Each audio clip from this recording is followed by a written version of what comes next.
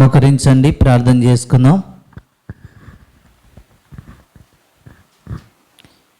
మమ్మల్ని ఎంతగానో ప్రేమిస్తున్నాం మిక్కిలి ప్రియ పరలోకపు తండ్రి, మరి ఒక పర్యాయము స్తోత్రమయ్యా.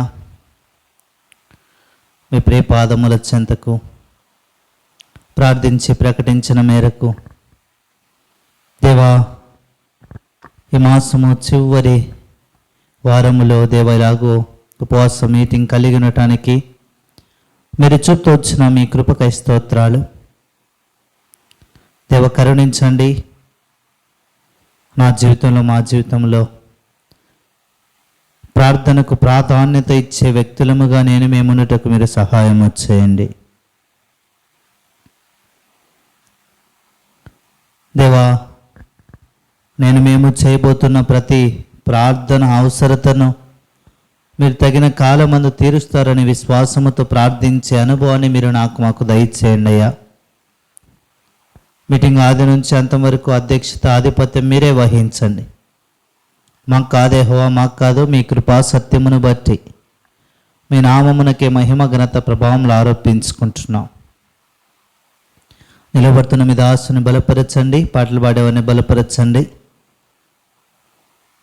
సమస్తము చక్కగాను మర్యాదగాను జరగలుటకు సహాయం చేయండి. మేము చక్కగా నీ మాటలు విని వాటి చొప్పున ప్రార్థన చేసి అనుభవాన్ని నడిపించమని వందనములు చెల్లిస్తూ యేసయ్య నామమున ప్రార్థించడి బ్రతిమాలి వేడుచున్నాం తండ్రి, ఆమేన్.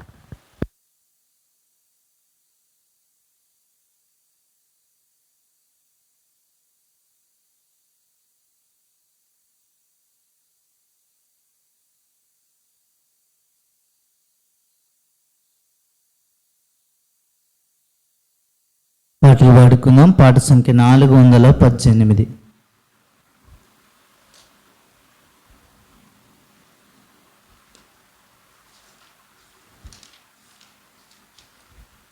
పాట సంఖ్య 418. ప్రియ యేసు నిర్మించితివి ప్రియమార నా హృదయం. ప్రియ యేసు నిర్మించితివి ప్రియమార నా హృదయం. ముదమారవసించునాం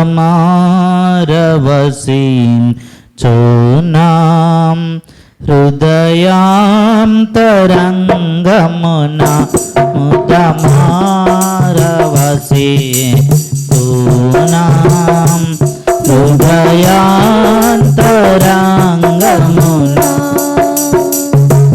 నీరాక్త ప్రభావమున నారోత హృదయం పూను. నీరాక్త ప్రభావమున నారోత హృదయం పూను. పవిత్ర పరచుము తండ్రి ప్రతి పాపమును కడిగి. పవిత్ర పరచుము తండ్రి ప్రతి పాపమును కడిగి. ప్రియ యేసు నిర్మించితివి ప్రియమార నా హృదయం. ముదమారవసించునా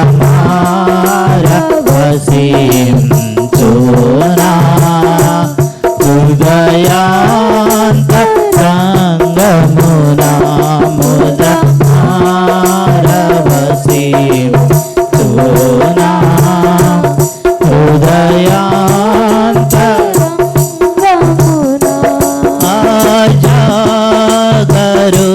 కూడా అయితే నిజాసయాము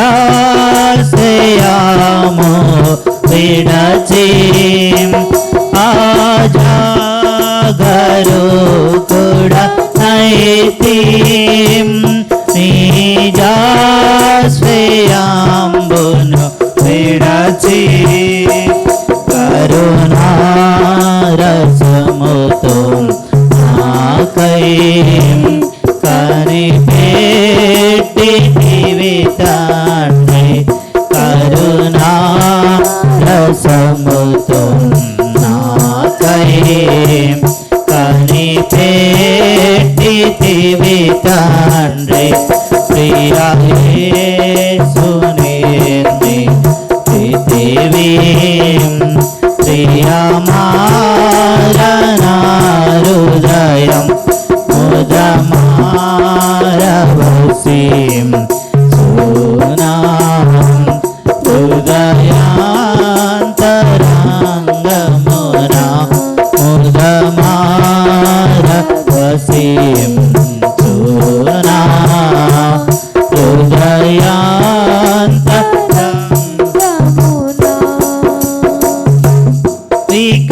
వికసించే విశ్వాసంబుం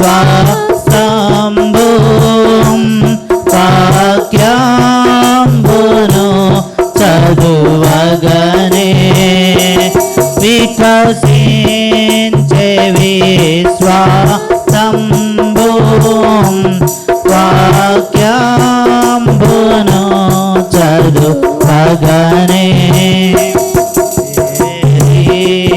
నీదు హారి కోరి నడిపించు చేరి నీదు హారి కోరి నడిపించుము ప్రియా యేసుని ప్రీతివి ప్రియమారనా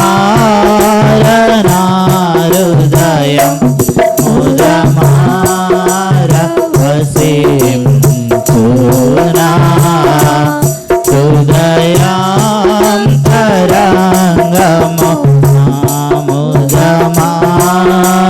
ముదమారవసిం సునా హృదయాంతరంగమునా చోట నీ సాక్షిగా ప్రభువా నేనుండు నాట్లు ప్రతి చోట నీ సాక్షిగా ప్రభువా నేనుండు నాట్లు అభిషేకము నిమ్ము ఆత్మీయ రూపుండ ఆత్మాభిషేకము నిమ్ము ఆత్మీయ రూపుండ ప్రియా యేసుని ప్రీతివి ప్రియమారనా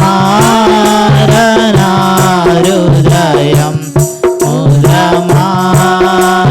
ముదమారవసిం సునాం హృదయాంతరంగము ముదమారవసిం సునాం హృదయాంతరంగమునా.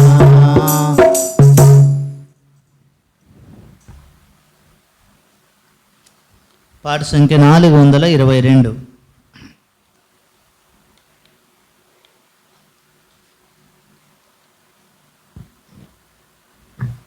పాట సంఖ్య 422. నేను ఘోర పాపిని చేరి వేడుచుంటిని క్షమించుము. నేను ఘోర పాపిని నేను ఘోర పాపిని చేరి వేడుచుంటిని క్షమించుము. చేరి వేడుచుంటిని క్షమించుము. నేను ఘోర పాపిని నేను ఘోర పాపిని పాద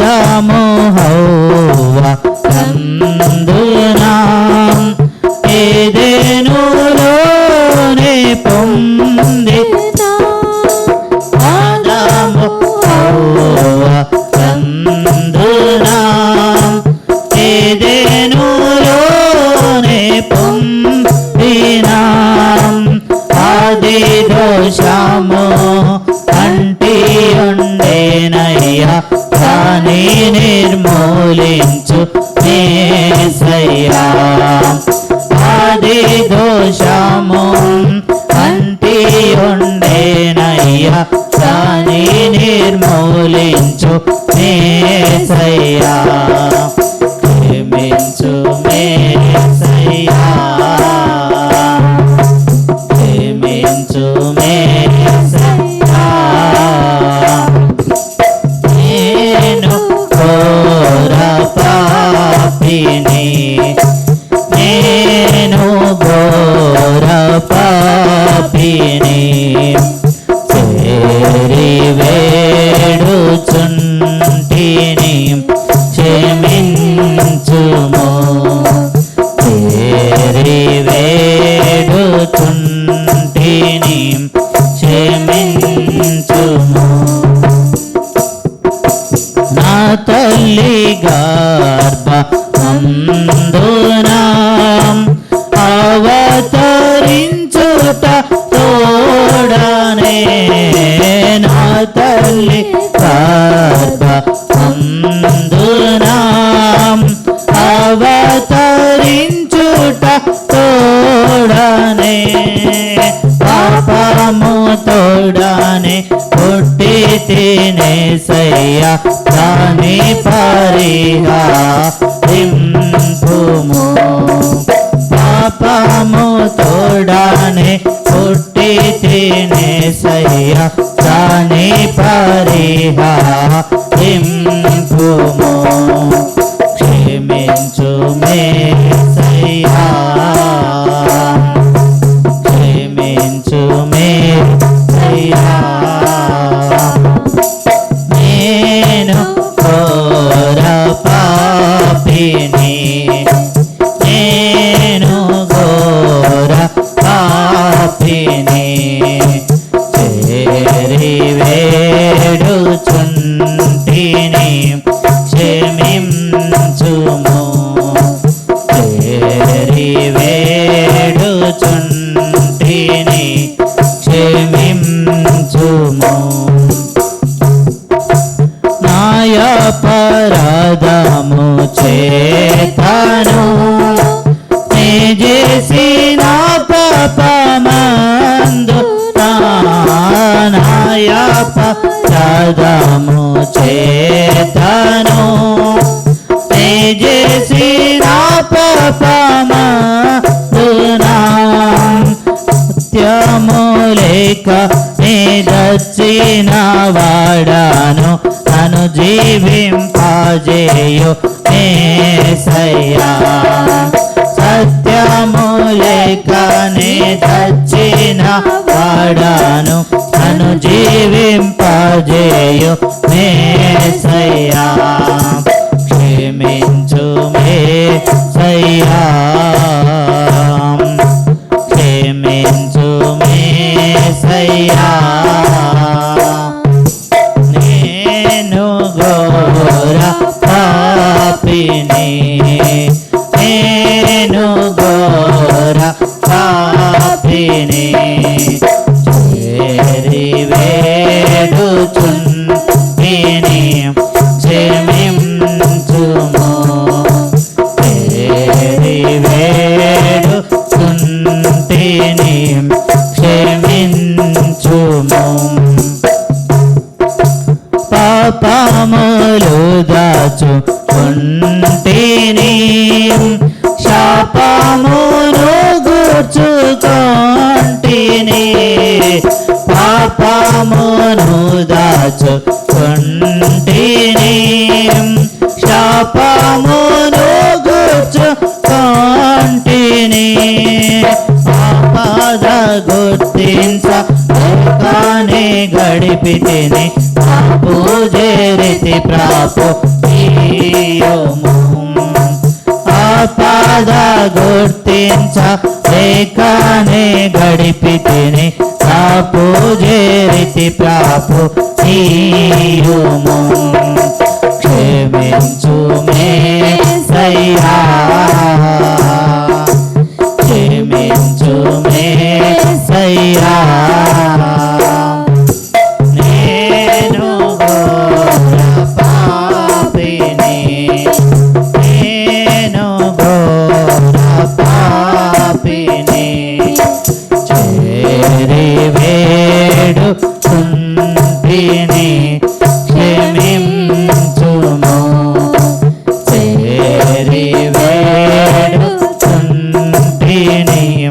క్షమించుము. నేను ఘోర పాపిని, నేను ఘోర పాపిని. అరికాలు మోదాలు కొనితరం వరకు స్వస్థత లేకను. అరికాలు మోదాలు కొనితరం వరకు స్వస్థత లేకను. పచ్చి పండ్లు గాయ మూలతోనే సయ్య వచ్చి నీ పాపున చేరితే. పచ్చి పండ్లు గాయ మూలతోనే సయ్య వచ్చి నీ పాపున చేరితే. క్షమించు మేసయ్యా, క్షమించు మేసయ్యా. నేను ఘోర పాపిని, నేను ఘోర పాపిని. చేరి వేడుచుంటిని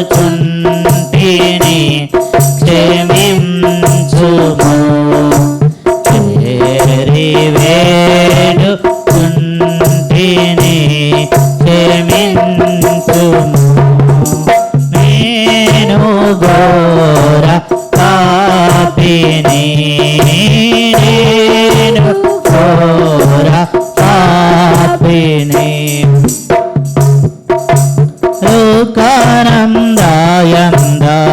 లోకానందాయందమందునా నీకతో వీక్షింప నీగీతి.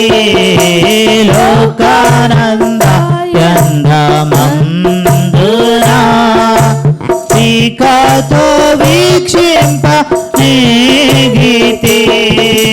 దావీదు వలె బత్సె బారిలో నుండి దేవా విమోచించు యేసయ్యా. దావీదు వలె బత్సె బారిలో నుండి దేవా విమోచించు యేసయ్యా. క్షమించు యేసయ్యా, క్షమించు యేసయ్యా.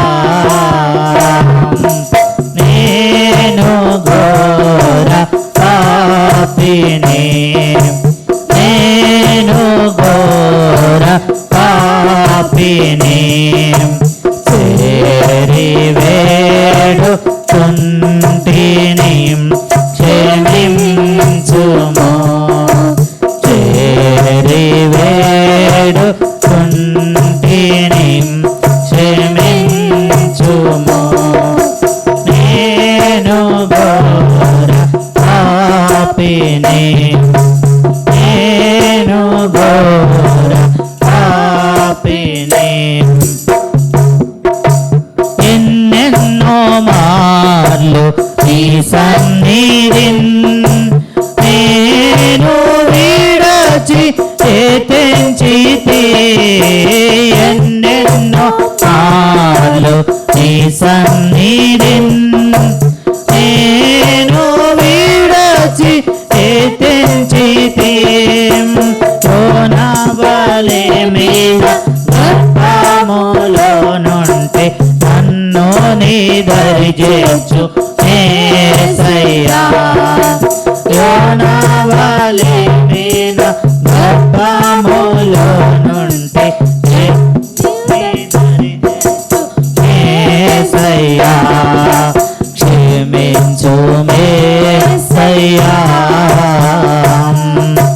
క్షమించు యేసయ్యా. నేను ఘోర పాపిని, నేను ఘోర పాపిని. చేరి వేడుచుంటిని క్షమించుము. చేరి వేడుచుంటిని క్షమించుము. నేను ఘోర పాపిని, నేను ఘోర పాపిని.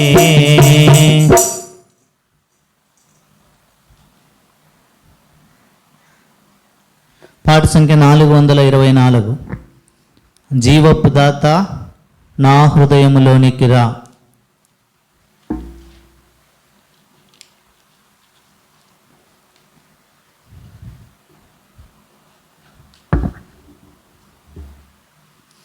జీవపు దాత నా హృదయములోనికి రా. నూతన వెలుగు నూతన అనుభవమందరికి నిమ్ము. నూతన వెలుగు నూతన అనుభవమందరికి నిమ్ము. నూతన జన్మమును మా కొసగి నూతన ముగమము చేయన్నాను. తన జన్మమును మా కొసగి నూతన ముగమము చేయన్. నూతన ఆత్మ హృదయము నిమ్మం నిన్నునే స్తుతింపన్.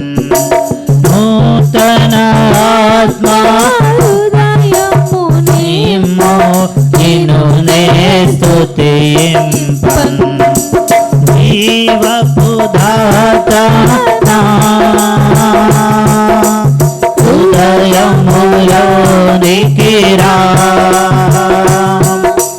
నూతన వెలుగు నూతన అనుభవమందరికి నిమ్ము.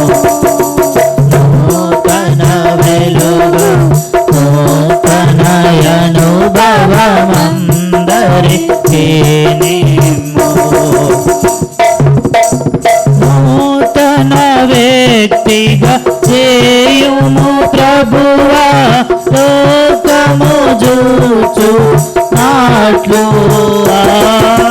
నూతన వ్యక్తిగా చేయుము ప్రభువా లోకము చూచు నాట్లు.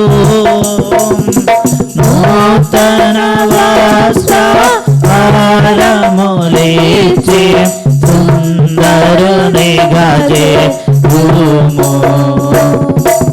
నూతన వస్త్రములిచ్చి సుందరునిగా చేయుము.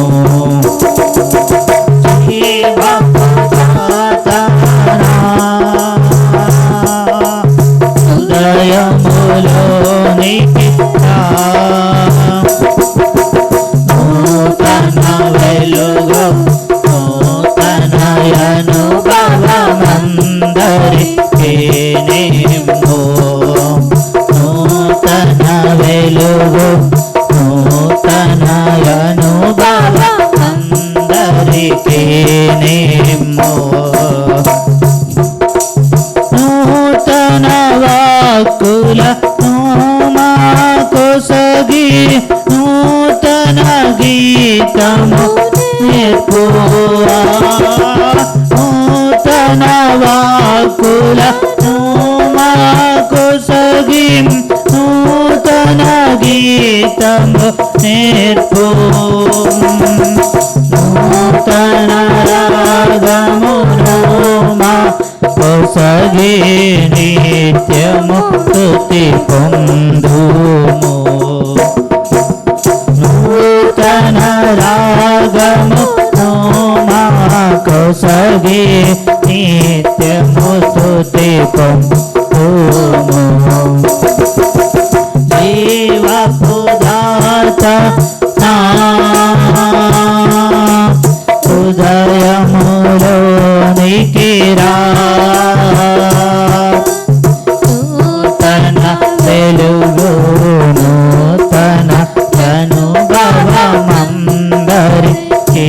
నేమో, నూతన వెలుగు నూతన అనుభవ అందరికీ నేమో, నూతన శక్తిని అందరికొసగి నూతన మార్గము చూపువా, నూతన శక్తిని అందరికొసగి నూతన మార్గము చూపు, నీదు మహిమా కొరకై నాకు నూతన నడకను నేర్పు, మహిమా కొరకై నాకు నూతన నడకను నేర్పు,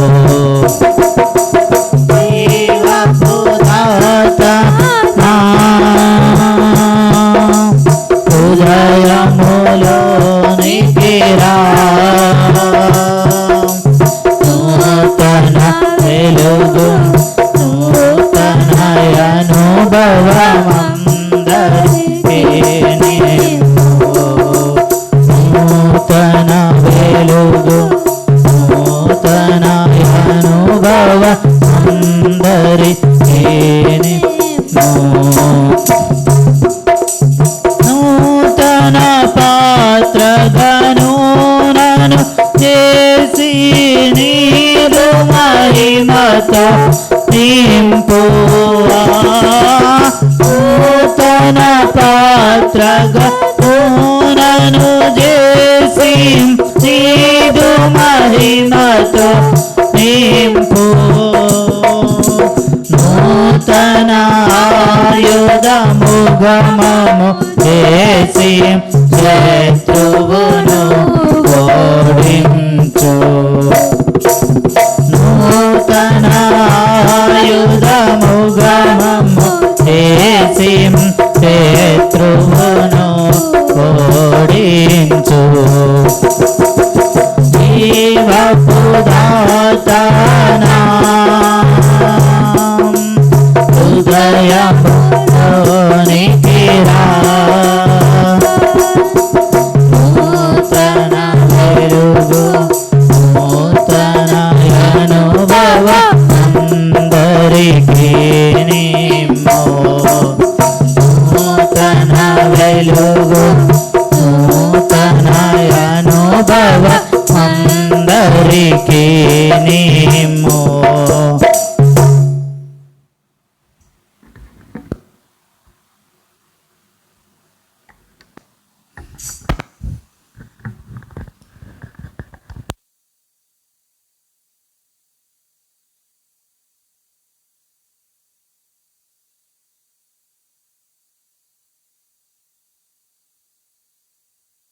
ప్రార్థనలోనికి వెళ్ళక మునుపు కొన్ని నిమిషాలు మనం దేవుని యొక్క వాక్యమును ధ్యానించి తర్వాత మనము కొంత సమయము ప్రార్థన చేద్దాం.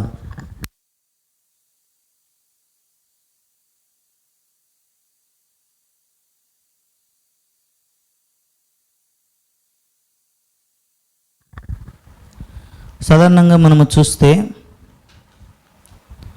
అన్నిటికంటే విలువ లేనిదిగా క్రైస్తవ జీవితంలో ప్రార్థన ఉంటుంది. అది అందరి జీవితాల్లో కదండి, మనందరి జీవితాల్లో ప్రార్థన అన్న దానికి చాలా తక్కువ ప్రాధాన్యత ఇస్తాం.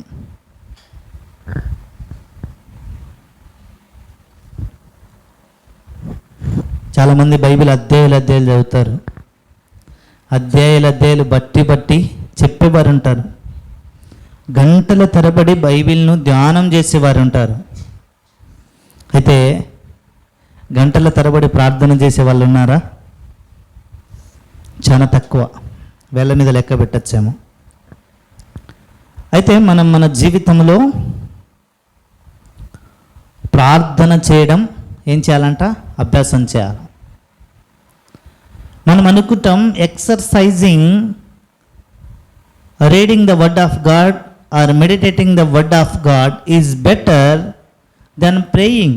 మనము దేవుని యొక్క వాక్యమును అధ్యయనం చేయడం, దేవుని యొక్క వాక్యమును ధ్యానించడం చాలా ప్రాముఖ్యమైనదని తలంచుతాం. అయితే ఆ చదివే మాటలు ధ్యానిస్తూ ఉన్నప్పుడు దేవుడు మనతో మాట్లాడాలి అంటే కావలసింది ప్రార్థన. ప్రార్థన అన్నది ఏంటంటే దేవుడు మనతో దేవుని వాక్యం చదివిన తర్వాత దేవుని యొక్క వాక్యం మనం చదువుతూ ఉన్నప్పుడు దేవుడు మనతో మాట్లాడినాడు అనుకో, ఏమని? నేను నిన్ను పేరు పెట్టి పిలిచి తిని. ఆ మాట పదే పదే మనకు అనిపిస్తుంది, అయ్యో దేవుడు నన్ను పేరు పెట్టి పిలిచాడేమో, నన్ను పేరు పెట్టి పిలిచాడేమో. Then how we will confirm that God is calling you? That is only one way, by talking with God or speaking with God. దేవునితో మాట్లాడడం ద్వారా, ప్రార్థన చేయడం ద్వారా మనకు దేవుడు ఆ విషయాన్ని ఏం చేస్తాడంట? ఖచ్చితపరుస్తాడు లేదా రూఢిపరుస్తాడు కదా. ప్రార్థన మన జీవితంలో ఇదివరకు ఎన్నోసార్లు ప్రార్థనను గురించి మనం విని ఉంటాం. అయితే ప్రార్థనను చాలా నిర్లక్ష్య చేస్తూ ఉంటాం కదా, ఎన్నో కారణాలు. అయితే ఇప్పుడు నేను ఆ కారణాలను చెప్పడానికి ఇష్టపడట్లేదు, కానీ అయితే ప్రార్థన మన జీవితంలో ఏమవ్వాలి? ఒక భాగం అవ్వాలి.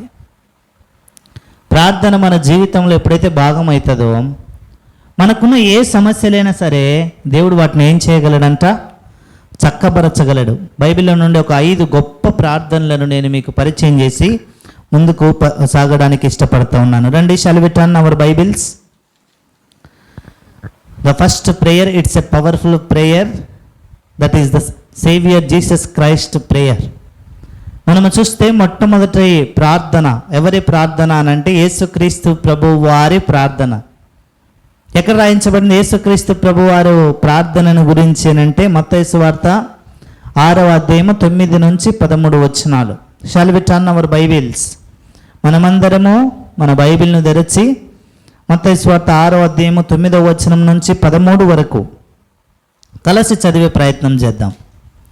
మత్తయి సువార్త 6వ అధ్యాయము 9వ వచనం నుండి 13 వచనముల వరకు మనమందరం కలిసి చదివే ప్రయత్నం చేద్దాం. కాబట్టి మీరు ఇలాగూ ప్రార్థన చేయుడి.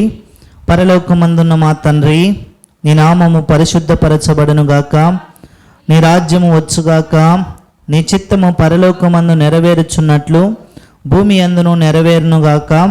మా అనుదిన ఆహారము నేడు మాకు దయచేయము. మా రుణస్థులను మేము క్షమించి ఉన్న ప్రకారము మా రుణములు క్షమించుము. మమ్మను శోధనలోకి తేక దుష్టుని నుండి మమ్మను తప్పించుము. యేసుక్రీస్తు ప్రభువారు ఈ ప్రార్థన ఎవరికి నేర్పిస్తూ ఉన్నాడంట? శిష్యులకి నేర్పిస్తూ ఉన్నాడు. మరి మీరు అనుకోవచ్చనా, ఆ దినాల్లో ప్రార్థన అలాగుంది, ఈ దినమైతే దేవుడు మనకు అనేకమైన మాటలను ఇచ్చాడు కదా, మనకున్న ప్రతి అక్కరత అడగడానికి దేవుడు స్వేచ్ఛనిచ్చాడు కదా అని మనం తలంచుతాం. అయితే that is a starting prayer for the disables. They don't know how to pray. వారు ఎలాగో ప్రార్థన చేయాలనో వారికి తెలియదు. అందుకే దేవుడు ఏం చేశాడు? వారిని సింప్లిఫికేషన్ అంటారు. అంటే సూక్ష్మ పద్ధతిలో దేవుడు వారికి బయలుపరుస్తూ వచ్చినాడు, అయ్యా ప్రార్థనలు ఇవి ఉండాలా అని. అయితే ఈ మాటలన్నింటినీ మనము ధ్యానించలేము, కానీ వీటిలో 1-2 విషయాలు నేను మీ దృష్టికి తీసుకుని వచ్చి ముందుకు సాగే ప్రయత్నం చేయాలని ఆశపడుతూ ఉన్నాను. దాంట్లో మొట్టమొదటి మాట ఏంటంటే, నీ నామము ఏం చేయాలంట? పరిశుద్ధపరచబడునుగాక అన్న మాట ఉంది కదండి. ఒకసారి ఆ మాట చదవండి. రైట్, నీ నామం ఏం చేయబడాలి? పరిశుద్ధపరచబడునుగాక కదా. అంటే దేవుని యొక్క నామము ఎప్పుడు ఏం చేయబడతా ఉండాలంట? పరిశుద్ధమైనదిగా ఉండాలి. అది ఎప్పుడు పరిశుద్ధమైనదిగా ఉంటుంది? ఎప్పుడు పరిశుద్ధమైనదిగా ఉంటుంది? ఎప్పుడు అపవిత్రమైనదిగా ఉంటుంది? చెప్పాలా? పరిశుద్ధమైనదిగా ఎప్పుడు ఉంటుంది, అపవిత్రమైనదిగా ఎప్పుడు ఉంటుంది దేవుని నామము అని అంటే, దేవుని నామం ఎప్పుడు అపవిత్రమైనదిగా చేయబడదు. అయితే మనము దానిని ఏం చేస్తామంట? అపవిత్రపరుస్తాం. మీరు అనుకోవచ్చు, అన్న దేవుని నామం ఎట్లా అపవిత్రపరచబడుతుంది అన్నా అని. యాకోబు పత్రికలో రాయించబడింది, మనము ప్రార్థన దేని ద్వారా చేస్తాము? ఎలా చేస్తాం ప్రార్థన? మన శరీరంలో ఏ అవయవం ఎక్కువగా వాడుతుంది ప్రార్థన కొరకై అంటే పెదవులు. మనం ఏం చేస్తాం? ఈ పెదవులతో దేవుణ్ణి స్తుతిస్తాం. ఇదే పెదవులతో దేవుని యొక్క బిడ్డల్ని ఏం చేస్తాం? దూషిస్తాం. ఇది అపవిత్రపరచబడటం కదా. ఈ పెదవులు ఏమైపోయినాయంటే ఇప్పుడు అపవిత్రమైనవి. అందుకే యెషయా గ్రంథం 6వ అధ్యాయంలో రాయించబడింది, ప్రవక్త అయిన యెషయా దేవుని యొక్క దర్శనం చూస్తూ ఆయన అంటాడు, ఏమంటాడు? అయ్యా, నేను ఎటువంటి వాడనంట? అపవిత్రమైన పెదవులు గల వాడను, అపవిత్రమైన పెదవులు గల జనుల మధ్య నివసిస్తూ ఉన్నా. అబ్బా, ఎంత బాగా ఒప్పుకుంటున్నాడో కదా. మన సంగతి మనం వచ్చినప్పుడు మనం ఏం చేస్తామంటే, దేవా ఇక్కడ ఉన్న వాళ్ళందరం కదా అపవిత్రమైన పెదవులు గల వారమే ప్రభువా అని అంటాం కదా. ఒప్పుకోవడం మంచిదే. అయితే when it comes to singular form, that is very fine. మనంతటా మన సంగతి మనం చెప్పుకుంటే ఇంకా బాగుంటుంది అన్నది దేవుని యొక్క ఉద్దేశం. ఒక మాటలో చెప్పాలంటే, ఒక సందర్భంలో యేసుక్రీస్తు ప్రభువారు 35 ఏళ్ల నుంచి ఒకే చోట పడి ఉన్న ఆ దీర్ఘకాలపు రోగి దగ్గరికి వచ్చినాడు. ప్రభు మాట్లాడుతూ ఉన్నాడు, అయ్యా నీవు స్వస్థపడ గోరుచున్నావా అని అడిగాడు ప్రభు. ఒకటే మాట. ఆయన ఏమంటున్నాడు అండి? దానికి జవాబు ఏం చెప్పాలా? సాధారణంగా అవును లేదా కాదు అని చెప్పాలా. ఆయన ఏం చెప్తున్నాడు? అయ్యా నేనేమో దిగాలనుకుంటున్నా, ఆ కోనేట్లోకి ఏమో దేవదూత వచ్చి నీళ్లు కదిలించినప్పుడు నాకెవరు సహాయం చేసేవారు లేదు. ఇంకేంటంట, నేను దుముకుదాం అనుకున్నా కూడా ఎవరొకరు నాకంటే ముందు దుముకేస్తూ ఉన్నారు, వాళ్ళు బాగుపడుతూ ఉన్నారు, కానీ నేను ఇక్కడే ఉన్నానయ్యా అని అన్నాడు. ప్రభుత్వం చెప్పాల్సిన మాట ఏంటంట, ఈ దినాల్లో మన జీవితాల్లో ఎక్కువగా ప్రార్థనకి జవాబు పొందుకోకపోవడానికి కారణం ఏంటంట? అవును కాదని చెప్పలేకపోవడమే. మనం ఏదేదో చెప్తాం, ప్రభు అది ఎట్లయింది, ఇది ఎట్లయింది, అది ఎట్లయింది, అది దానివల్ల అయింది, ఆ విషయం ఇలా జరిగింది, ఇది ఇట్లా అయిపోయింది, అది అట్లా అయిపోతా వచ్చింది అని అంటాం, కానీ ఉన్న విషయాన్ని యథార్థంగా ప్రభుత్వం చెప్పలేం చాలాసార్లు మనం. ఇక్కడ అంటా ఉన్నాడు ఏంటంట, నీ నామం ఏం చేయబడాలి? పరిశుద్ధపరచబడాలి. అంటే మొట్టమొదటిగా దేవుడు ఏం బయలుపరచడానికి ఇష్టపడతా ఉన్నాడంటే, మానవ అపవిత్రమైన జీవితముతో దేవుని నామమును ఏం చేయకూడదంట? ఉచ్చరించకూడదు. మరి మీరు అనుకోవచ్చు, అన్న పాపం చేసిన వాడు ఎట్లన్నా పరిశుద్ధపరచబడతాడు? తెలియక పొరపాటును చేసినప్పుడు దేవుని నామం ఉచ్చరింపబడినప్పుడు ఆ పవిత్రమైన నామము ఏం చేస్తుందంట? మానవుని యొక్క సర్వ పాపమును ఏకదాటిగా తుడిచివేస్తుంది. అయితే తెలిసి మనము పాపము చేస్తూ దేవుని నామమును ఉచ్చరిస్తూ ఉన్నామనుకో, దేవుని నామమును మనం ఎలా ఏం చేస్తూ ఉన్నట్లు? అపవిత్రపరచినట్లు. ప్రభు ఏం కోరుకుంటూ ఉన్నాడు? ఆయన ఏమంటా ఉన్నాడంటే ఆయన ప్రార్థనలో, దై నేమ్ ఈజ్ హోలీ, నీ నామము పరిశుద్ధపరచబడునుగాక కదా. పరిశుద్ధమైనది ఆయన నామము. మనము అపవిత్రమైన జీవితం జీవిస్తూ, మన ఇష్టానుసారమైన జీవితం జీవిస్తూ, దేవునికి నచ్చని జీవితం జీవిస్తూ, దేవునికి విరోధమైన జీవితం జీవిస్తూ మనం దేవుని నామమును ఉచ్చరించడం ద్వారా ఏమవుతుందంట? అపవిత్రమైన దానితో, అపవిత్రమైన జీవితముతో మనం ఆయన నామమును ఉచ్చరించి మనం అపవిత్రపరుస్తూ ఉన్నాం కదా. కాబట్టి మొట్టమొదటి అనుభవం యేసుక్రీస్తు ప్రభువారి ప్రార్థన ద్వారా మనం ఏం నేర్చుకోవాలి అని అంటే, ఆయన నామమును పరిశుద్ధపరచబడటం మనం నేర్చుకోవాలి. అదే అనుభవంలో రెండవ మాట ఏంటంటే, భూమి యందు నీ చిత్తము ఏం చేయబడాలంట? పరలోకమందు నీ చిత్తము నెరవేర్చబడినట్లు భూమి మీద కూడా నీ చిత్తము నెరవేర్చబడునుగాక. మనం ప్రార్థన చేస్తామా ఎప్పుడైనా? దేవా నా జీవితంలో నీ చిత్తం ఏంటయ్యా? నా పిల్లల విషయమై నీ చిత్తం ఏంటయ్యా? నా కుమారుడు విషయమై నీ చిత్తం ఏంటయ్యా? మనం ఏం చేస్తాం తెలుసండి? వెంటనే పిల్లలు లోబడలేక, అక్క నా మాట వినడక్క, అక్క మా ఆయన గారి మాట వినడక్క, బాబు నా కుమార్తె నా మాట వినదక్క, నా పిల్లలు నా మాట వినరన్నా, నాకు వచ్చిన నా కోడలు లేదా నా అల్లుడు నా మాట వినడన్నా అని సిగ్గు లేకుండా మనుషులకు చెప్తాం కదండి. ఏం చేస్తాం మనం? సిగ్గు లేకుండా చెప్తాం. ప్రార్థన చేసినావా? నువ్వు అల్లుని కానీ లేదంటే కోడల్ని కానీ స్వీకరిస్తూ ఉన్నప్పుడు, దేవా నా కుమారునికి లేదంటే నా కుమార్తెకి తగిన వరుడేనా, తగిన వధువేనా ఆలోచించావా? దేవుని చిత్తం కనుగొని జరిగిన ఏ వివాహమైనా కూడా ఏమవ్వలేదంట, ఏమవ్వలేదు, పాడవలేదు. కాబట్టి మనము చూస్తే నీ జీవితంలో నా జీవితంలో, దేవా నా జీవితంలో నీ చిత్తం ఏంటి? అందుకే దావీదంట వచ్చాడు, దేవా నీ చిత్తము నెరవేర్చడం నాకెంతో ఎంతో సంతోషాన్ని తెస్తూ ఉంది. భక్తి అంకులు కూడా అంటా వచ్చాడయ్యా, నా జీవితంలో నీ చిత్తము నెరవేర్చబడుట నాకెంతో సంతోషకరము, నీకెంతో సంతోషకరం అని అంటా వచ్చినాడు. మరి మనం అంటామా, దేవా నా జీవితంలో నీ చిత్తం ఏంటయ్యా, నేను ఏం చేయడం నీ చిత్తము, నేను ఏది చేయకూడటం నీ చిత్తము, నువ్వు బయలుపరచు, ఏది చేయాలా ఏది చేయకూడదు.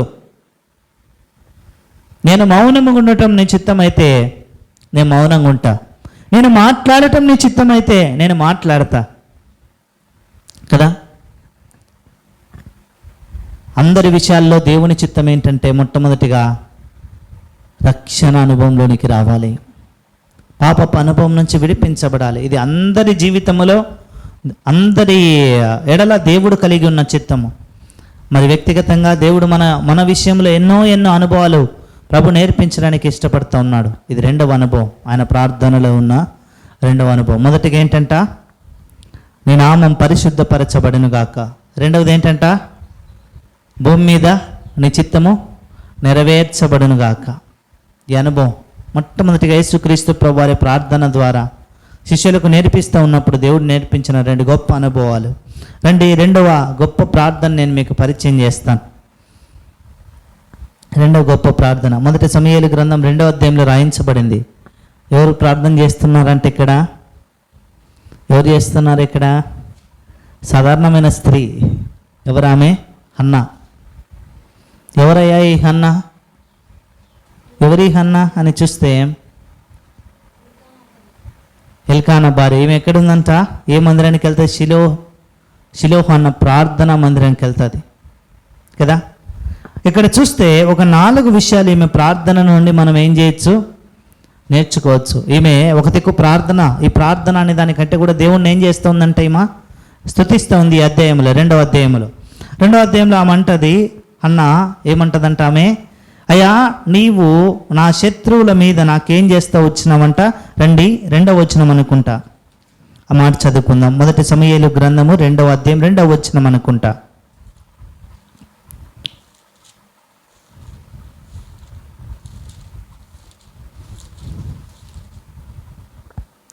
మొదటి వచనంలోనే రాయించబడింది, నా విరోధుల మీద నేనేం చేస్తా ఉన్నా, అతిశయపడదును అన్న మాట ఉంటుంది. మొదటి సమూయేలు గ్రంథం 2వ అధ్యాయం 1వ వచనం చివరిన ఈ మాట రాయించబడి ఉంటుంది. ఏమనంటే, నా విరోధుల మీద నేను అతిశయపడదును. ఈ హన్న తన జీవితంలో ఎవరయ్యా ఈమె శత్రువు? ఎవరంట? ఆమె శత్రువు తన ఇంటిలో ఉన్నవారే. మనం చాలాసార్లు అనుకుంటాం బయట ఉన్న శత్రువుని ఎప్పుడైనా మనం ఎదిరించగలం. అందుకే కీర్తనలో అంటాడు, నా శత్రువు ఎవడు? నా స్నేహితుడే, నా పొరుగువాడే. నేనేం చేస్తూ వచ్చాం, మేమంతా కూడా కలిసి భోజనం చేస్తూ వచ్చినాం, కలిసి మీ నామమును గణపరుస్తూ వచ్చినాం. ఎట్లా నేను వారి యొక్క నా శత్రువు యొక్క ఆ క్షేమము కాకోకుండా నేను అతనికి అపకారం ఎలాగో నేను కోరుకుంటా అని అంటా వచ్చినాడు. కాబట్టి మనం చూస్తే ఇక్కడ ఈ హన్న అంటా వచ్చింది, దేవా నీవేం చేస్తూ ఉన్నావు నా జీవితంలో? నా విరోధుల మీద నేను అతిశయపడదును. ఎందుకంత అతిశయం? ఆమె జీవితంలో ఏం లేరంట, పిల్లలు లేరని బాధ. ఎన్నో సంవత్సరాలైంది వివాహమైన తర్వాత ఏం జరుగుతూ వచ్చిందంట, పిల్లలు లేరు ఆమెకి కదా. పిల్లలు లేకపోతే ఎల్కానా ఇంకొక స్త్రీని వివాహం చేసుకుంటూ వచ్చాడు. ఆమె పేరేంటి? పెనిన్నా. పెనిన్నా ఏం చేస్తూ ఉందంట? పెనిన్నా చేసే పని ఒకటే, ఉదయం లేచినామా అన్నాను దుఃఖ పెట్టామా, మధ్యాహ్నం లేచినామా అన్నాను దుఃఖ పెట్టామా, రాత్రి లేచినామా అన్నాను దుఃఖ పెట్టామా. ఎట్లా ఉంది చూడు ఆమె పరిస్థితి. ఏంది గొడ్రాల నువ్వు ఎదురొచ్చినావు, తినేటప్పుడు ఆ గొడ్రాల ముఖం చూడొద్దు. ఇంకేంటంట, తీరేదో మేము ప్రయాణం అయ్యి వెళ్తుంటే గొడ్రాల నువ్వు వచ్చినావు. చూడు ఎట్లుందో, ఎన్ని మాటలు. ప్రతి క్షణము పెనిన్నా ఏం చేస్తుందంటే హన్న తనంతట తానే చచ్చిపోవాలని కోరుకుంటా వచ్చింది. ఒక మాటలో చెప్పాలంటే మాటలతో చంపుతూ ఉంది.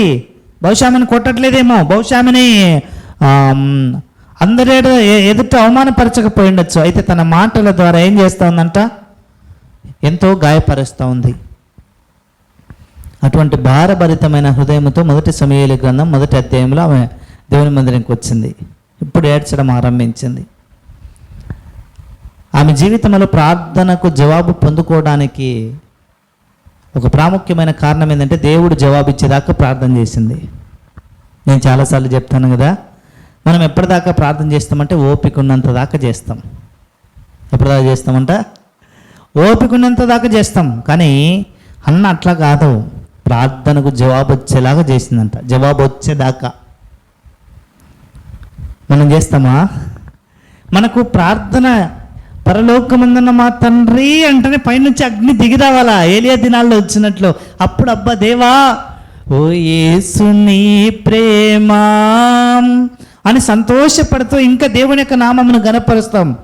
అదే అబ్రహాము జీవితంలో ఉన్నట్లుగా 20 సంవత్సరాల పైన తర్వాత దేవుడు ఈరోజు మనం చేసిన ప్రార్థనకి దేవుడు వాగ్దానం ఇచ్చాడనుకో, క్షమించండి జవాబు ఇచ్చాడనుకో, అప్పుడు ఏమవుతుంది? ప్రార్థన చేస్తామా? మన ప్రార్థన ఎన్ని రోజులు ఉంటుంది? మహా అంటే ఒక రోజు చేస్తాం, 2 రోజులు చేస్తాం, వారం చేస్తాం, నెల చేస్తాం, అయిపోయి అంతే. సంవత్సరం కూడా ఉండదు మన ప్రార్థన ఒక అంశం కొరకై కదా. 20 సంవత్సరాలు ప్రార్థన చేశాడు. ఎవరంట? అబ్రహాం. మనం చేస్తామా?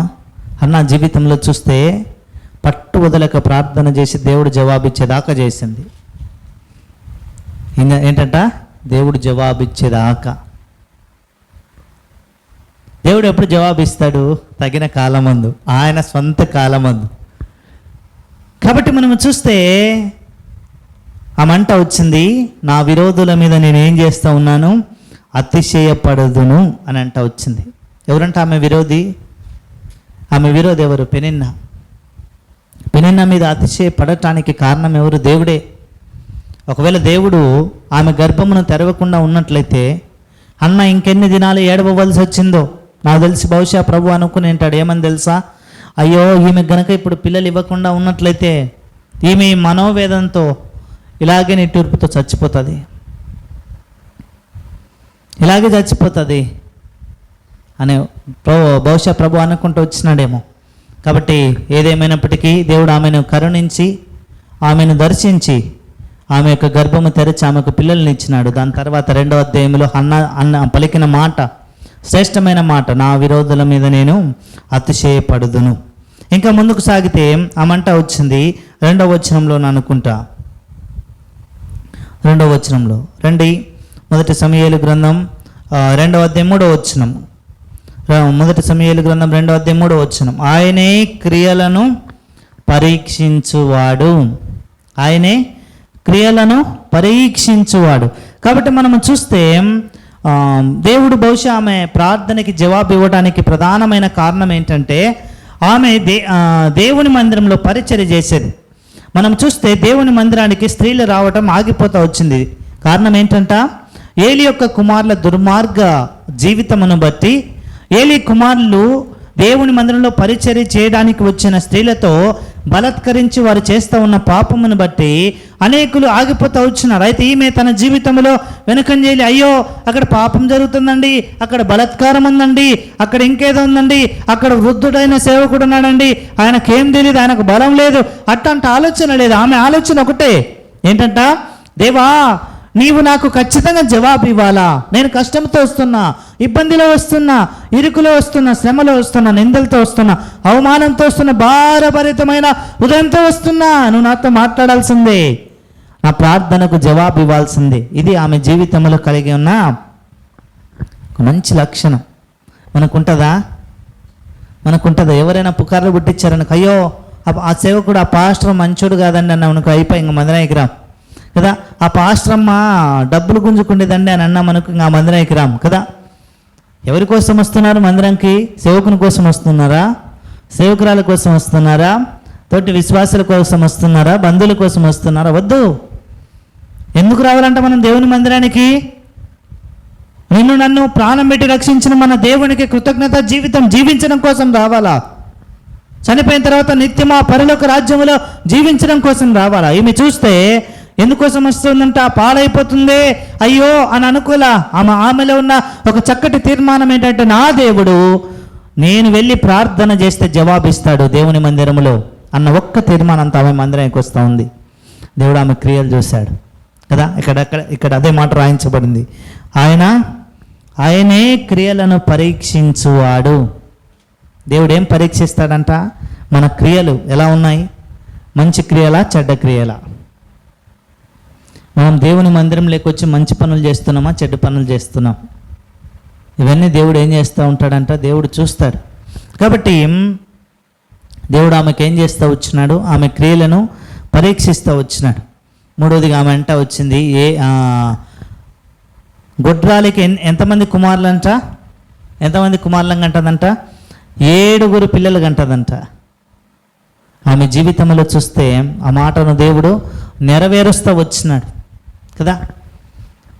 ఆమె అంట వచ్చింది. అందరు అన్నారు గొడ్రాలు అన్నారు, కానీ దేవుడు ఎట్లా చూశాడంటే ఆమెని సమూయేలు తల్లిలాగా చూశాడు, ప్రార్థనా పరురాలిలాగా చూశాడు. భూమి మీదకి ఒక గొప్ప ప్రవక్తని తెచ్చే ఆ స్త్రీలాగా దేవుడు ఆమెను చూశాడు కదా. మనకు ఓపిక ఉండదు. ఒకరోజు ప్రార్థనకి జవాబు రావాలని తలంచుతాం, ఒక వారం ప్రార్థన చేస్తే జవాబు రావాలని తలంచుతాం, ఒక నెల ప్రార్థన చేస్తే జవాబు రావాలని తలంచుతాం. ప్రియమైన సోదరుడా, ప్రియమైన సోదరి, నువ్వు ఎంత కాలం నుంచి ప్రార్థన చేస్తున్నావో నాకు తెలియదు, కానీ అయితే నువ్వు చేసే ప్రార్థన వ్యర్థం అవ్వదు. ఒకరోజు ఆ ప్రార్థనకి దేవుడు నిశ్చయంగా జవాబిస్తాడు. దేవుడు నీకు ఆలస్యం చేస్తున్నాడంటే శ్రేష్టమైనది ఇవ్వాలని. ఒకసారి ఈ మాటని మనం ఆలోచన చేయగలిగితే, ఒకవేళ ఈ యొక్క ఏలి వృద్ధాప్యంలోకి రాకమునుపే దేవుడు హన్నాని దర్శించి సమూయేలుని ఇచ్చింటే, సమూయేలు మాట, ఏలి మాట వినకుండా ప్రజలు సమూయేలు మాట వినేవారా? వినరు. ఏలి ఉన్నాడు కదా మాకు ప్రవక్త, పెద్ద ఆయన ఉన్నాడు కదా, నీదేంది, నీ పెత్తనం ఎందుకు బాబు, నువ్వు కూర్చో అనేవాళ్ళు. అందుకే దేవుడు ఏం చేశాడంట, ఒక సరైన సమయం, ఏలి కుమారులు చెడిపోవటం, ఏలి వృద్ధాప్యంలో ఉండటం, దేవుని మందిరం పాడవుతూ ఉండటం, ఇవన్నీ చూసి దేవుడు తగిన కాలం ఎంత చక్కగా దేవుని ప్రణాళిక ఉందో చూడండి. మనం ఏమంటాం, అయ్యో నాకు ముందిస్తే బాగుండు, నాకు వెనకలిస్తే బాగుండు కదా, కుమారులను కుమార్తెలను అని తలంచుతాం. అయితే దేవుడు సరైన సమయం ఆమె జీవితంలో చూస్తే ఆమె అంట వచ్చింది, గొడ్రాలను ఎవరైతే అన్నారో దేవుడు నాకు కుమారులను ఇచ్చాడు కదా అని ఆమె సెలవిస్తూ వచ్చింది. ఇంకా చూస్తే బ్రతికించువాడు చంపేవాడు ఎవరంట? ఆయనే అని ఆమె అంట వచ్చింది కదా. ఎక్కడ రాయించబడింది ఆ మాట? 6వ వచనం, జనులను సజీవులను గాను మృతులను గాను చేయువాడు యెహోవాయే. మనం చూస్తే ఎంతోమంది గర్భం దాల్చింటారు. గర్భము దాల్చిన తర్వాత ఎంతోమంది జీవితాల్లో గర్భస్రావం అయింటుంది కదండి. అంటే మధ్యలో పిండం ఏమైంటే ఉంటుంది, రాలిపోయి ఉంటుంది. కొంతమంది జన్మించేటప్పుడే వారి కాలం కాకముందు బయటకు వస్తారు. ఇంకా చూస్తే కొంతమంది కుమారులు లేదా కుమార్తెలు, ఆ బేబీస్ చనిపోయే పుడతారు. కొంతమంది పుట్టిన వెంటనే చనిపోతారు. ఎంత బాధ అది కదా, ఎంత బాధ. అయితే ఇక్కడ ఆమె ఎంత చక్కగా చెప్పిందంటే, జనులను సజీవులుగా అయినా సరే మృతులుగా అయినా సరే చేసేది ఎవరంట? దేవుడే అని చెప్పింది కదా. చాలామంది అనుకుంటారు, అయ్యో నేను ఇంకా ప్రెగ్నెన్సీ నాకు నిలవలేదన్నా, నేను ఇంకా ప్రెగ్నెంట్ అవ్వలేదన్నా, ప్రార్థన చేస్తున్నాను, చాలా రోజుల నుంచి చాలా హాస్పిటల్ చూపించుకుంటున్నాను. మంచిదే, దేవుడు నీకు ఏది ఇవ్వాలనుకుంటున్నా అంటే సమూయేలు వంటి మంచి శ్రేష్టమైన వాడని దేవుడు నీకు ఇవ్వాలని తలంచుతూ ఉన్నాడు. అందుకే ఆలస్యం అవుతూ ఉంది కదా ఆమె జీవితంలో. ఒకవేళ మనము ముందే వేరే ప్రయత్నం చేసామనుకో, అప్పుడు ఏమవుతుంది? దేవుడు సజీవుడిని ఇస్తే పర్వాలేదు, ఒకవేళ మృతుడిని ఇస్తే అప్పుడేంటి మన సంగతి? కాబట్టి ప్రియమైన సోదరుడు, ప్రియమైన సోదరి, ఈమె జీవితంలో అనగా హన్నా జీవితంలో ఎన్నో గొప్ప విషయాలు ఆమె బయలుపరుస్తూ వచ్చింది కదా. మొదటిగా ఆమె అంట వచ్చింది ఏమని? అయ్యా, నా విరోధుల మీద నేను అతిశయపడుతున్నాను, రెండోదిగా ఆమె పలికిన మాట, నీవు క్రియలను చూచే దేవుడవయ్యా. మూడోదిగా ఆమె అంట వచ్చిన మాట, గొడ్రాలు ఎంతమంది పిల్లల్ని కంటది? 7 పిల్లల్ని కంటది. నాలుగోదిగా ఆమె అంట వచ్చిన మాట ఏంటంట, జనులను సజీవులను గాను మృతులను గాను చేసేది నీవేనయ్యా అని ఆమె దేవుని స్తుతిస్తూ వచ్చింది. It's a prayer of praise. కాబట్టి దేవుని స్తుతించే ప్రార్థన. మొదటిగా చూస్తే యేసుక్రీస్తు ప్రభువారు ప్రార్థన ఎలాగూ చేయాలని దేవుడు బయలుపరుస్తూ వస్తే, రెండోదిగా ఏమేంటంట, దేవుని స్తుతిస్తూ వచ్చింది. మూడోదిగా చూస్తే the third powerful prayer, it has been written in the book of Bible, book of songs, chapter 51, కీర్తన గ్రంథం 51లో రాయించబడింది. ఏంటంటే ఒప్పుకోలు అనుభవం. ఎవరి జీవితంలో? దావీదు జీవితంలో కదా. దావీదు ఏం చేస్తా ఉన్నాడు? యెషయా కీర్తన గ్రంథం 51:5లో రాయించబడింది. ఆయన అంటా వచ్చాను, నేను పాపంలో పుట్టినవాడను, పాపంలోనే నా తల్లి నన్ను గర్భము ధరించను కదా. మనుషుని యొక్క జీవితంలో పాపము అన్నది it's a nature, human nature, మానవ నైజం. అది మానవ నైజం పాపం చేయడం. ఎందుకంటే మనము పాపపు లోకంలో ఉన్నాం కాబట్టి. ఆ మాటని ప్రభువే రూఢిపరుస్తూ వచ్చినాడు. ఆదికాండం 8వ అధ్యాయంలో రాయించబడింది, 21లో అనుకుంటా. ఏంటంట? అది నైజం. రండి ఆ మాట చదువుకుందాం మనం. Shall we turn our Bibles? ఆదికాండం 8వ అధ్యాయం, book of Genesis, chapter 8 verse 21. నరుల హృదయ ఆలోచన వారి బాల్యము నుండి ఏంటంట? చెడ్డది. అదే 5వ అధ్యాయంలో చూస్తే నరుల చెడుతనం భూమి మీద గొప్పది అని రాయించబడింది. అది ఇక్కడికి వచ్చేసరికి 8వ అధ్యాయం 21వ వచనంలోకి వచ్చేసరికి చూస్తే ప్రభువే పలికిన మాట ఏంటంట? నరుల హృదయ ఆలోచన వారి బాల్యము నుండి చెడ్డది కదా. సిన్ఫుల్ థాట్స్, సిన్ఫుల్ యాక్షన్స్, పాపపు ఆలోచనలు, పాపపు క్రియలు కదా. ఇవన్నీ కూడా మనుషుని జీవితంలో ఉంచబడుతూ వచ్చినాయి. అయితే కీర్తనకారుడు ఏం చేస్తూ వచ్చాడు? ఒప్పుకుంటూ వచ్చాడు, అయ్యా నా పరిస్థితి, నేను పాపంలో పుట్టినాను, పాపంలో జీవించాను, నాలో ఉన్నది పాపమే, నన్ను క్షమించు, నన్ను కరుణించని దావీదు అంటూ వచ్చినాడు. ఇది 3వ ప్రార్థన. ఇంకొక ప్రార్థన చెప్పి ముగిస్తానండి.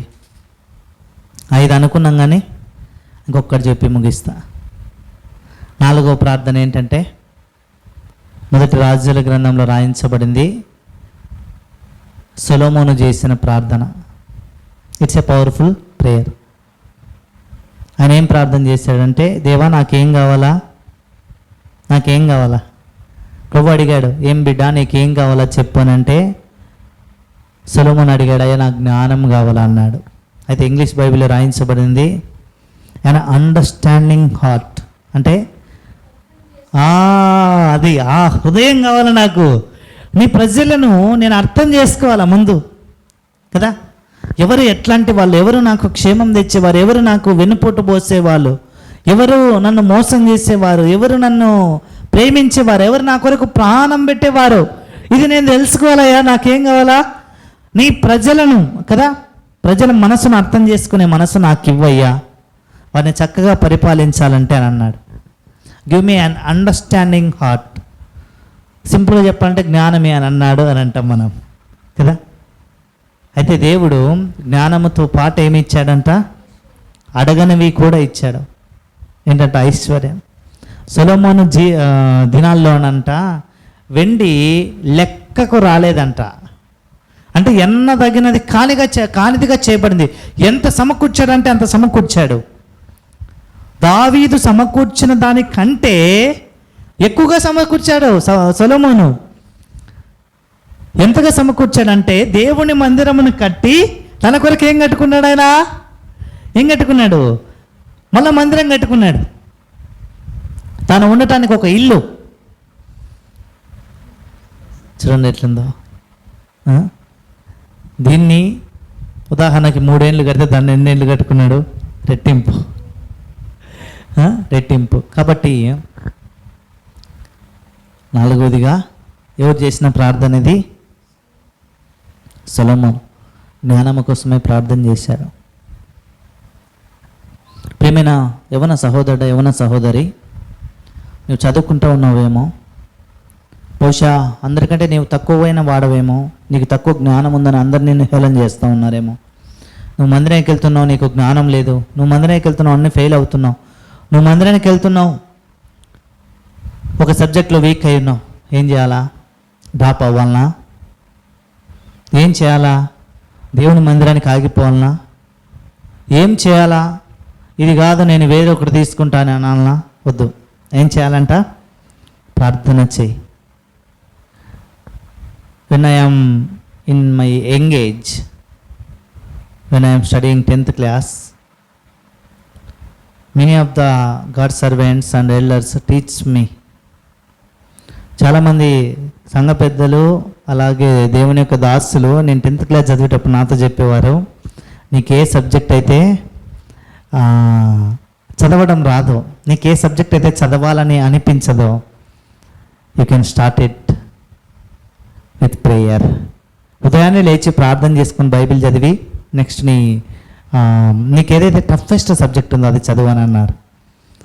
మీరు నమ్ముతారు నమ్మరు, my wife knows that what is the toughest subject to me. నా భార్యకి తెలుసు నేను ఏది చదవను అన్నది. నాకు నచ్చని సబ్జెక్ట్ 10th క్లాస్లో సోషల్. మీరు ఊహించలేరు, నా 10th క్లాస్లో నాకు సోషల్లో వచ్చిన మాకు 92/100కి. మీరు అనుకోవచ్చు ఏదో ఊరికి చెప్తున్నాడని. Later you can ask me, I will give you my hall ticket number, you can check it. మీరు కావాలంటే మళ్ళీ అడగచ్చు, నేను హాల్ టికెట్ నెంబర్ కూడా చెప్తా. కాబట్టి మనం చూస్తే దేవుడు ఏదైనా చేయగలడనే చెప్పడానికి ఒక చిన్న ఉదాహరణ. కాబట్టి ప్రియమైన సోదరుడా, ప్రియమైన సోదరి, ఈ 4 ప్రార్థనలు మనము చూస్తూ వచ్చినాం. ఒక్కొక్క ప్రార్థన ఒక గొప్ప ప్రార్థన కదా. దేవుడు నేర్పించిన ప్రార్థన ఒకటి, అన్న దేవుడిని స్తుతిస్తూ చేస్తూ వచ్చిన ప్రార్థన. మూడవది ఏంటంట? మూడవది ఎవరి ప్రార్థన? దావీదు ప్రార్థన, అది ఒప్పుకోలు ప్రార్థన. 4వదికి ఎవరి ప్రార్థన అంట? జ్ఞానమును అడిగిన సొలొమోను ప్రార్థన కదా. శత్రువుల ప్రాణం అడగల, ఐశ్వర్యం అడగల, కానీ అన్నీ పొందుకుంటూ వచ్చినాడు. కాబట్టి ప్రేమైన సోదరుడు, ప్రేమైన సోదరి, ప్రార్థన ఎంతో గొప్ప కార్యం చేస్తుంది. అయితే ఆ ప్రార్థన చేయటానికి ముందు మనం ఏం చేయబడాలి? కడగబడాలి. ఉదయం, మధ్యాహ్నం, రాత్రి. మీరు నమ్ముతున్నామరో, నేను పొరపాటున ఎప్పుడైనా ప్లేట్ కడగలేదనుకో, అన్నం పెట్టుకుంటా ఉన్న సందర్భంలోనైనా సరే రేచలు ప్లేట్ లాగేసుకుంటుంది. ఏముంటుందంటే, ముందు కడిగినావా అంటుంది. నీళ్ళు ఇస్తూ ఉన్నాను అనుకో, వేరే గ్లాస్తో, ముందు కడిగినావా అని అంటుంది. ఏదైనా ఫ్రూట్ ఇస్తూ ఉన్నాను అనుకో, కడిగినావా అని అంటుంది. అన్నిసార్లు ఎందుకు కడగాల? నేనంట అయ్యో కడకపోయినా ఏం కాదమ్మాయి అంట. అప్పుడు అంటది కడగాల. కడిగితే ఏమవుతుంది? మలినాలు అన్నీ పోతాయి.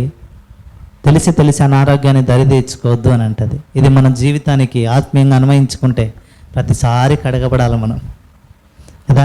లోకంలోకి వెళ్ళినప్పుడు ఎన్నో మాటలు, ఎన్నో విషయాలు చెవుల ద్వారా వింటాం, కనుల ద్వారా చూస్తాం, నోటి ద్వారా పలుకుతాం కదా. కొన్ని మన హృదయంలో ఇమిడిపోతాయి. అవన్నిటి నుంచి మనం కడగబడతా ఉంటే ఎంత ఎలా ఉంటుందంటే మనము ఎంతో పరిశుద్ధమైన వారముగా ఉంటాం. ఉదాహరణకి చెప్తానండి, మనం రోజుకు ఒక్కసారి పండ్లు దోమే మనకు ఎలా ఉంటాయి? 2 సార్లు దోమే మనకు ఎలా ఉంటుంది? 3 సార్లు దోమే మనకి, 4, 5 సార్లు తోమే మనకు ఎట్లుంటాయి? తల మెరిచిపోతుంటాయి. ఇంకొకరు అంటారు ఏమని తెలుసా, ఆ పండ్లు అరిగిపోతాయన్నా అని. కడగాల్సిన పద్ధతిలో కడిగితే ఏది అరగదు, కడగకూడని పద్ధతిలో ఏది కడిగినా కూడా అరిగిపోతుంది. కాబట్టి మనం చూస్తే ఒకసారి కడిగినప్పుడు ఒకలాగా, 2 సార్లు, 3 సార్లు, 4, 5 సార్లు కడిగాను, అబ్బా పళ్ళు ఎట్లుంటాయి? కోల్గేట్ యాడలు ఎక్కువ ఉండిపోతాయి కదా. వాళ్ళు ఎట్లంటే ఒక తలకు మెరుస్తాయి కదా, అట్లుంటుంది. మనం కడగబడినామనుకో, రోజుకు 2 సార్లు, 3 సార్లు, 5 సార్లు, 7 సార్లు, 10 సార్లు. మీరు అనుకోవచ్చు అన్న కడగబడటం కోసమే తప్పు చేస్తా ఉండన్న. కాదు. దాని అర్థం ఏంటంట, మన జీవితాన్ని అన్వయించుకోవాలా. చెప్పే ప్రతి మాటలు అన్వయించుకోవాలి. దేవా నా జీవితం ఎట్లుంది, నన్ను కడుగు, నన్ను ఈ విషయంలో కడుగు అని మనం చెప్పగలిగితే ప్రభు ఏం చేస్తారంట? కడిగి క్షమించి మనల్ని పరిశుద్ధపరుస్తాడు. కనుక కొంత సమయం మనము ప్రార్థన చేస్తాం. దేవుడి మాటలు దీవించును గాక.